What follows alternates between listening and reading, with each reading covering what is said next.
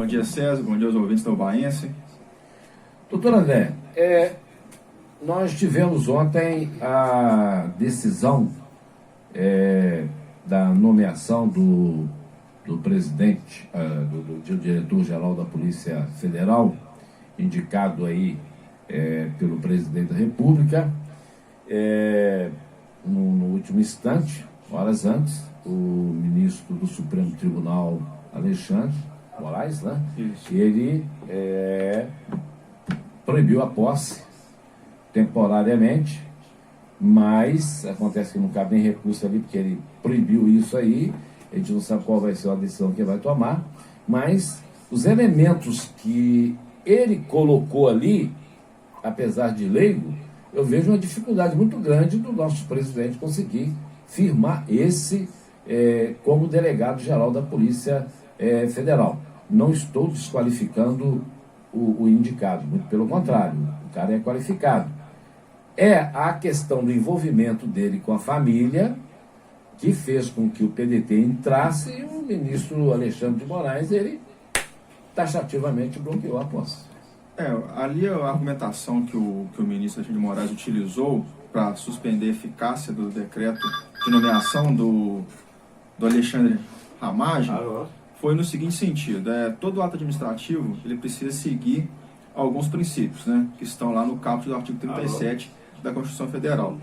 Dentre esses princípios, o ministro acredita que dois foram, em tese ou a priori, foram feridos, que é o da impessoalidade e o da moralidade. Exatamente. Ele alega que a indicação do Ramagem, ele acaba ferindo a impessoalidade, né? Não foi atendido o interesse público, houve um desvio de finalidade, que a indicação, a princípio, parece para atender o interesse pessoal do presidente, né? Que ele queria ter acesso a informações da Polícia Federal, o que não é cabível na situação, porque a Polícia Federal não é um órgão de inteligência.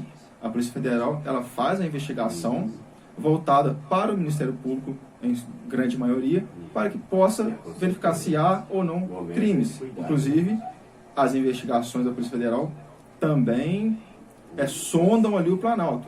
Então, por isso que ela precisa de autonomia. Ela precisa investigar todos, inclusive o próprio presidente ou pessoas ligadas ao presidente.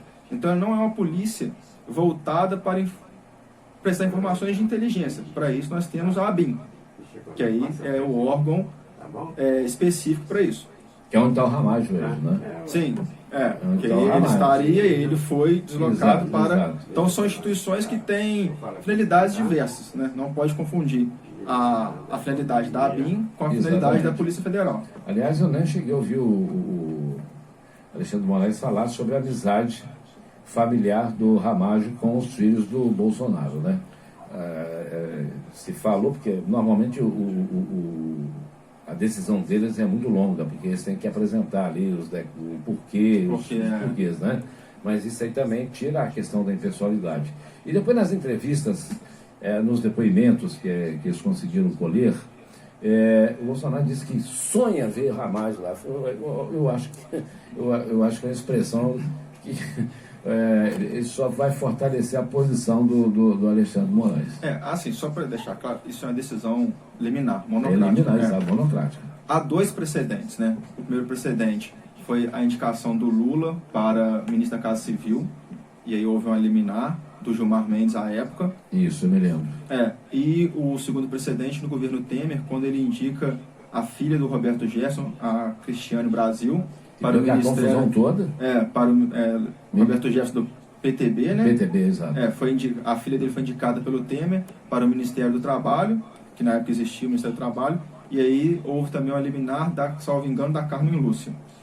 Nessas duas situações, o plenário do STF não decidiu, né? Porque quando teve a liminar, tanto o Temer quanto a Dilma já trocaram, né? Então, assim, não há ainda uma jurisprudência firme nesse sentido. Se o STF pode interferir nessa questão de mérito, porque isso há uma previsão na Constituição Federal. Então, a indicação ela é feita com base na Constituição. E aí, o chefe do Executivo, no caso o presidente, ele tem o poder discricionário para isso. E aí o STF ainda não enfrentou, né, com o seu plenário, essa situação, se há ou não a possibilidade do judiciário interferir na questão de mérito nesse ponto de um ato administrativo. Isso foi dito ontem, inclusive, né? Então a gente aguarda para saber se o Bolsonaro ele vai retroagir e fazer assim como a Dilma e o Temer fizeram, ou se ele vai manter essa decisão e levar a situação para o plenário do STF. Ontem, no pronunciamento dele, o presidente da República, ele disse em ter sonho, mas se tiver que colocar outro, ele vai colocar. Permanece o sonho, pelo menos ele deu um sinal, mais ou menos assim, eu não quero briga não, viu? Mas... em uma das entrevistas ele disse que queria recorrer, né, daquele jeitão dele. Não, vai recorrer, quem manda sou eu. Exato, aliás, a Procuradoria-Geral a Advocacia Geral da União, a AGU já disse que não iria recorrer. Ele já desautorizou ela lá na frente. Exatamente. É um negócio complicado, né? Fica difícil, né? Mas é uma questão bastante complexa, né? Porque a gente está discutindo isso aqui, doutor André, porque acho que a população ubaense, mineiro, de modo geral, brasileiro, precisa entender um pouco mais, a gente explicando isso para eles entenderem. Aqui não tem política não, gente, está acontecendo. Eu, assim, na minha visão, né, de advogado, na visão técnica, eu vejo com grande preocupação essas decisões do STF. Eu vejo como ativismo judicial, e aí eu vejo com grande receio, porque gera precedentes. Exatamente. Né? Se a corte mais alta ela toma uma decisão dessa, daqui a pouco você vai descendo, vai escalonando, e pode o judiciário querer interferir em qualquer atitude do executivo. Então, assim, eu vejo com preocupação. Porque tem atitude que justifica e outras não, né? Fora do campo político, né, como técnico do direito, operador de direito, eu vejo com grande preocupação que isso gere precedente. Né? Seria até bom a corte ter a possibilidade de enfrentar esse problema para gerar uma certa segurança jurídica, sabe? Se pode, se não pode, quais os limites, né, dessa interferência do judiciário num ato de nomeação. Exato. Mas se o Bolsonaro enfrentar, aí o STF vai ter que agir, lógico, né? Mas pode sair daí também, sai daí uma jurisprudência também, de qualquer que seja. Sim, é isso que eu estou falando, sai uma jurisprudência. E dá segurança jurídica. Dá uma certa segurança jurídica, você sabe se cabe ou não, quais são os limites, né, dessa atuação do judiciário. Porque, na verdade, se você reparar, todas essas decisões, elas são em períodos de crise política. Exatamente. A gente entra naquilo que a gente fala, não existe espaço vácuo. Se há um vácuo aqui de poder no executivo, a tendência é que um outro poder, né, seja o legislativo ou o judiciário, assuma aquilo. Porque, na verdade, compete sim ao presidente, ao chefe do executivo, nomear. Agora, como essa nomeação está sendo feita? Né? Aquele que é... A democracia, ela não pode ser feita de qualquer forma. Aquele agente público, ele tem um limite de atuação. Embora eu acho que esse limite, né, democrático possa ser feito de outras formas que não seja através do judiciário. Pode ser feito através de uma manifestação da própria Polícia Federal, uma manifestação pública, porque acaba que você tira a sua responsabilidade e joga tudo no colo do judiciário. Então, se a nomeação ela não atendia os interesses da Polícia Federal, caberia a Polícia Federal como um órgão e no exercício da democracia, ter uma postura mais ativa. Esse, assim, é o meu pensamento, né? É que acaba você facilitando isso, jogando no colo do judiciário, o que gera precedentes, ao meu ver, um pouco perigoso.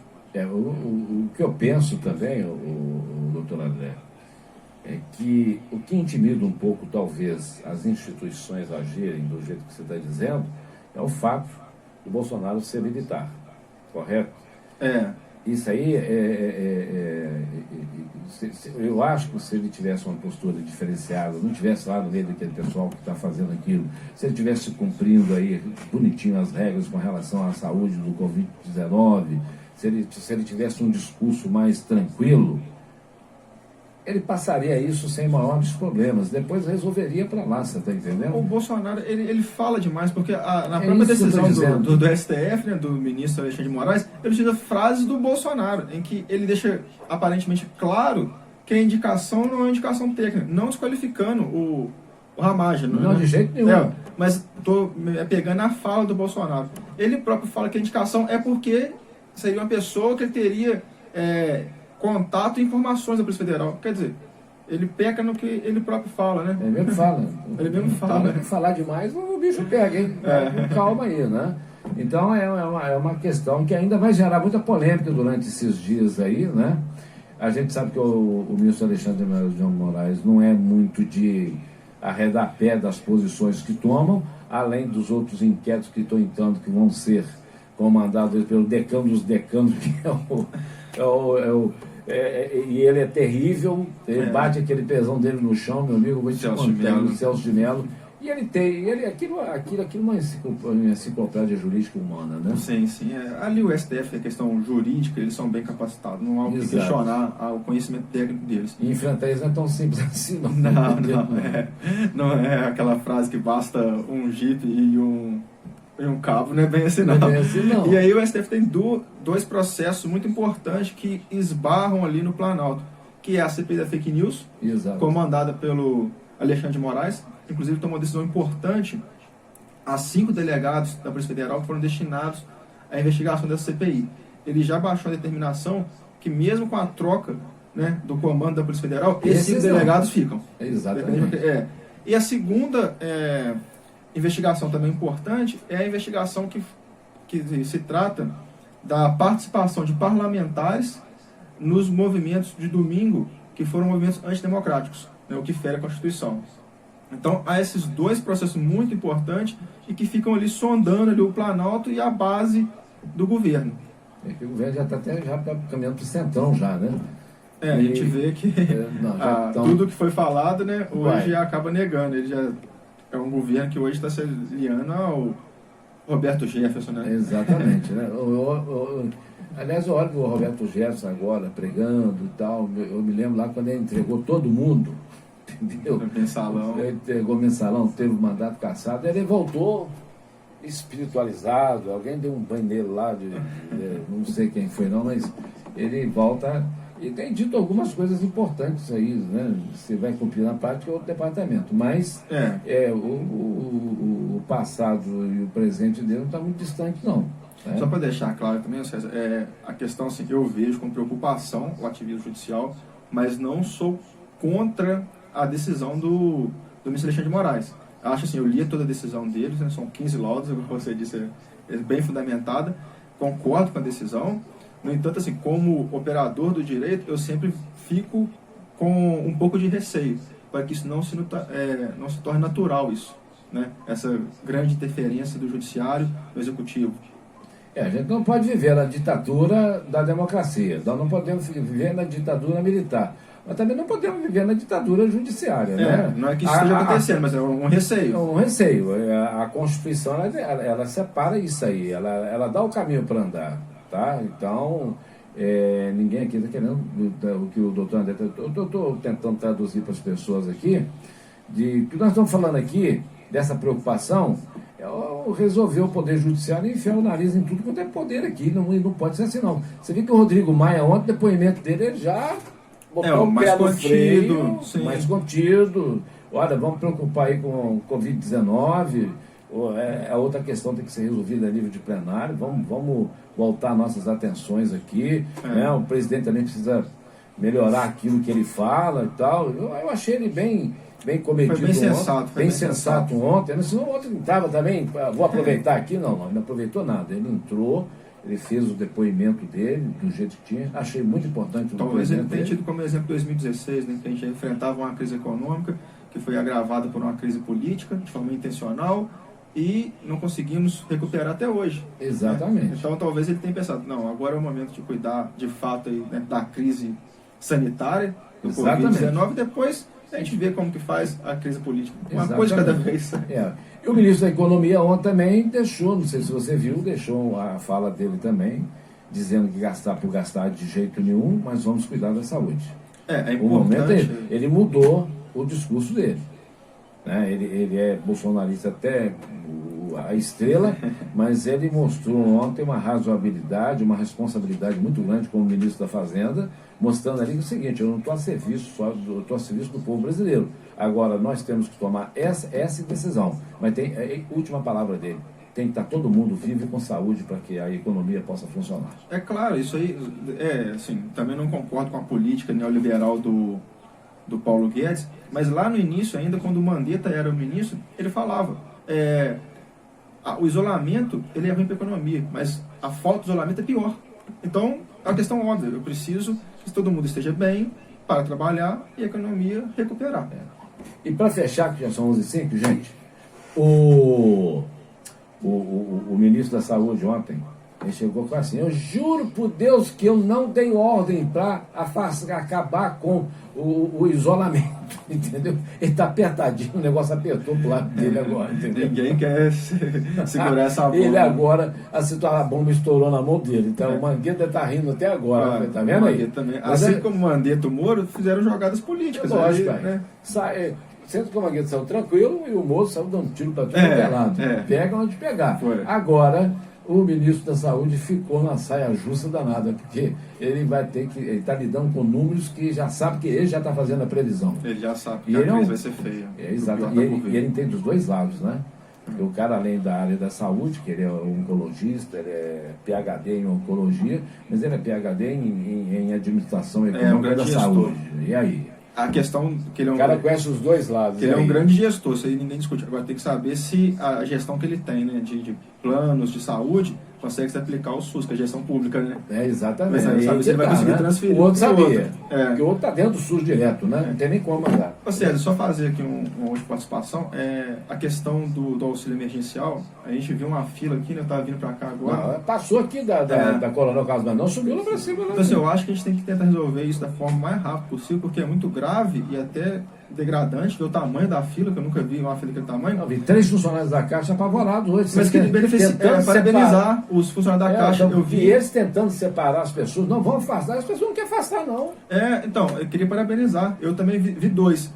Um com o álcool em gel passando de mão em mão, né? Ajudando as pessoas a se higienizar. O Joãozinho estava no meio ali controlando as pessoas, separando. E o outro separando. Eles não queriam afastar de jeito nenhum. Vamos, se vocês vão afastar, vocês não entram também na Caixa, não. Ele ficou bravo. Então, assim, mas nós deixamos os parabéns aí pelos funcionários da Caixa que estão se esforçando e fazer um pedido aí que o governo tente organizar isso, porque não é só questão de pessoas que não estão conseguindo ter acesso ao benefício por problemas técnicos do aplicativo. Pessoas também, uma situação como essa, tem que repensar a forma de fazer esse dinheiro chegar até as pessoas. E não seja só através de um banco, tenha paciência. Tem outros, você tem Banco do Brasil. E os bancos privados, cadê? Vão dar colaboração também. Nós temos 2 dos maiores bancos, Itaú e o Bradesco, são os maiores bancos do país ou da América Latina. Aí. Vamos botar isso todo mundo no mundo aí. Que ganham, se lucram no Brasil como em nenhum outro país, com esses juros. Só de taxa, sem pensar no juro, hein? Já imaginou quantidade de dinheiro, gente? Vamos lá, né? Doutor André, bom dia. Ou seja, além da Pedra Redonda, nós recebemos aqui a ligação da Barrinha. A Barrinha fizeram também. festa no outro final de semana. E estão programando festa para amanhã. Olha aí, gente. Olha aí, Polícia Militar. E segunda pessoa que ligou, o dono do salão está alugando para a festa. E na Polícia Militar é um absurdo, que a esposa do dono do salão é diretora de escola.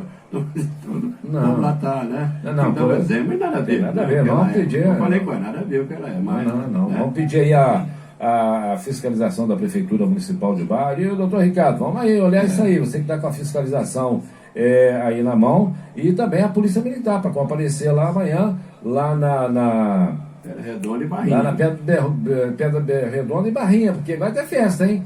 Aí, depois perde o controle e o bar, como é que fica? E o senhor prefeito, doutor Edson, fique atento aí, doutor Edson, porque senão eles vão te boicotar, hein? Tem que intensificar a fiscalização. Vamos intensificar essa fiscalização aí, não vamos deixar não. Um bom dia, e amanhã a gente vai estar atento, falando aqui já... falando aí para vocês isso aí e já alertando a Polícia Militar. Tenho certeza que eles vão dar conta do recado e que essas pessoas tenham mais responsabilidade. Você não pensa na vida deles, pensa nos dos outros pelo menos, né? Tá certo. Bom dia, doutor André. Um bom dia, só deixar o último recado aqui. Hoje às 18 horas o presidente do sindicato vai participar de um bate-papo com o deputado Betão e outras lideranças sindicais para comemorar o Dia do Trabalhador, que será o dia 1º de maio. Exatamente. Então às 18 horas, quem puder, só acessar a página do Facebook do sindicato. Exatamente. Amanhã, dia 1º de maio, Dia do Trabalhador, nós vamos estar aqui trabalhando, hein? Tá certo?